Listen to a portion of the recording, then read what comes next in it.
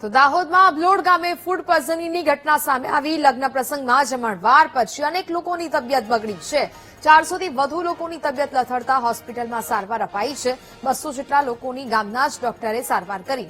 મોડી રાત્રે બનેલી ઘટનાથી દોડધામ મચી હતી। કેટલાક લોકોની હાલત ગંભીર હોવાથી ખાનગી હોસ્પિટલમાં સારવાર માટે લઈ જવાયા છે। લગ્ન પ્રસંગમાં 1000 થી વધુ લોકોનું જમણવાર હતું। કેરીનો રસ અથવા પનીરની સબ્જી આરોગ્યા બાદ ફૂડ પોઈઝનિંગ થયાની આશંકા છે।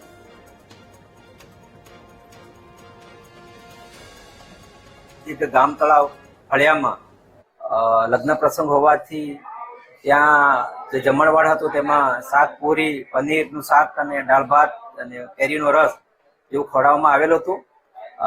અંદાજે 7 થી 8 ની વચ્ચે અત્યારે લગભગ 11 વાગ્યાની આસપાસ 200 થી 200 ની આસપાસ ફૂડ પોઈઝનિંગ થયેલું છે અને હાલમાં તેઓની સારવાર ત્યાં લોકલ લેવલે પ્રાથમિક તથા બાકીના દર્દીઓને 108 મારફતે ઝાયડસ હોસ્પિટલમાં લાવવામાં આવેલ છે। આજ રોજ અમારે અબલોડ ગામતળ મુકામે એક ઘટના બની જે લગ્ન પ્રસંગના કાર્યક્રમમાં કોઈ કારણોસર ફૂડ પોઈઝનિંગ થયું છે અમારા ગામના તમામ લોકોને, જેમાંથી 200-250 જેવા લોકોની સારવાર અર્થે ઝાયડસ હોસ્પિટલ લાયા છે અને જેમાં ધારાસભ્ય સાહેબને અમે ફોન કર્યો તે તાત્કાલિક ઘટના સ્થળે દોડી આવી અને અમને ખૂબ જ મદદરૂપ થયેલ છે।